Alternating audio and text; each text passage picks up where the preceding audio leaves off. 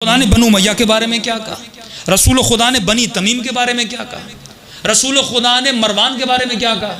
یہ آپ کی کتابیں ہیں، ان میں لکھا ہوا ہے، موجود. اب پڑھتے کیوں نہیں؟ اب ہماری مجبوری ہے کہ آپ کے علماء آپ کو سناتے نہیں ہیں. اور عجیب بات ہے، جب انہی کے لوگ ان کو سناتے ہیں تو نیچے کمنٹ میں لکھا جاتا ہے. میں اکثر محمد علی مرزا کی، مولانا اسحاق کی جب کلپ سنتا ہوں تو نیچے لکھا ہوتا ہے یہ شیعہ ہو گیا ہے. تو مجھے خوشی ہوئی ہے سن کے، اور خوشی اس لیے ہوئی کہ جب بھی کوئی حق کی بات کرتا ہے تو کہا جاتا ہے یہ شیعہ ہو گیا ہے. تو اس کا مطلب حق شیعوں کے ساتھ ہے نا، کہ جب بھی کوئی تمہیں سچی بات کہے، کھری بات کہے، جواب تو ہے نہیں، بس جواب یہ شیعہ ہو گیا. بھائی آپ کی کتاب، آپ کا حوالہ، طبری آپ کا، بخاری آپ کا، مسلم آپ کا، مستدرک آپ کا، یہ ساری کتابیں آپ کی ہیں. ہم وہاں سے پڑھتے ہیں، آپ جواب یہ دیتے ہو شیعہ ہو گیا ہے. تو اس کا مطلب تمہیں حق اتنا پسند ہے. جب بھی حق کا نام آتا ہے، اور حق کیوں نہ پسند ہو، کیونکہ رسول خدا نے کہا الحق مع علی، علی مع الحق، حق علی کے ساتھ ہے، علی حق کے ساتھ ہے. ایک کتاب مولانا طاہر القادری نے لکھی ہے. اب دیکھیں یہ عجیب، سوچتے نہیں ہیں.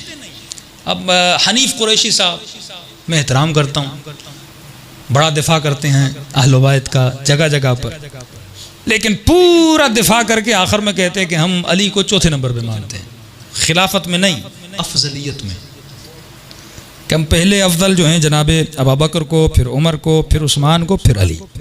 یہ اپنا عامر لیاقت کے پروگرام میں انہوں نے کہا تھا.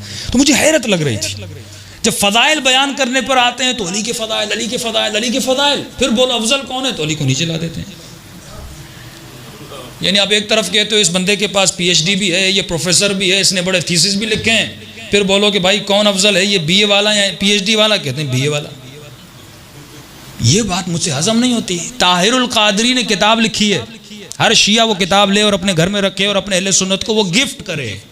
آپ پر واجب ہے کہ آپ جا کر وہ خریدیں کتاب. اس نے کتاب لے، چھپی کہ نہیں، حالانکہ اس کی کلپ میں نے سنا تھا شاید وہ آ گئی. یہ کتاب پہلی کتاب اس نے لکھی ہے، پوری کی پوری میرے خیال میں کافی جلدوں پر مبنی ہے، جس میں انہیں تمام تر اہل سنت کی کتابوں سے مولا علی کے فضائل کو جمع کیا ہے. تمام تر اہل سنت کی کتابوں سے ایک ایک حدیث کر کے اس نے مولا علی کی فضیلت میں جمع کی ہے. اب پوچھنا چاہیے جو علی سے اتنے افضل ہیں ان کی فضیلت میں اتنی کتابیں کیوں نہیں آتی؟ میں کہتا ہوں زیادہ نہیں، 1000 صفحوں کی کتاب کسی بھی صحابی کی فضیلت میں کوئی لکھ کے دکھائے. 1000 نہیں تو 500 صفحوں کی کتاب لکھ کے دکھائے، 500 نہیں تو 100 صفحوں کی کتاب لکھ کے دکھائے. تھک جائیں گے، حدیثیں ملیں گی نہیں، ملیں گی تو جھوٹی اور گھڑی ہوئی حدیثیں، کہ اگر میرے بعد کوئی نبی ہوتا تو فلاں ہوتا. اس پہ تو حنیف قریشی بھی ڈسکس کر چکے، اس لیے کوئی نئی بات نہیں ہے. یا علی میں شہر علم ہوں، تو اس کا دروازہ ہے، فلاں دیواریں ہیں، فلاں چھت ہے. اب یہ گھر بن رہا ہے، کوئی بلڈنگ بن رہی ہے، کوئی انجینئرنگ کی کلاس چل رہی ہے.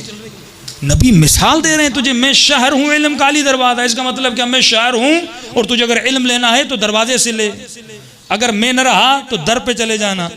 تو خدا را تھوڑا کتابوں کو پڑھو، تھوڑا سا اپنی عقل کو کھولو، اپنے فہم و شعور کو کھولو، کیونکہ اگر فہم نہیں، اولئک کالحمار، خدا خود قرآن میں کہتا ہے کہ جو کتابیں اٹھا کے گھومے لیکن ان کتابوں سے کچھ نہ ملے، اس کی مثال ایسے ہے جیسے گدھا کتابوں کو اٹھاتے گھومتا ہے. تو خدا را گدھے مت بنو، انسان بنو، شعور و فکر اپنے ذہن میں لاؤ اور وہی پیغام لو جو رسول نے شریعت میں دیا. صلوات پڑھے محمد و آل محمد.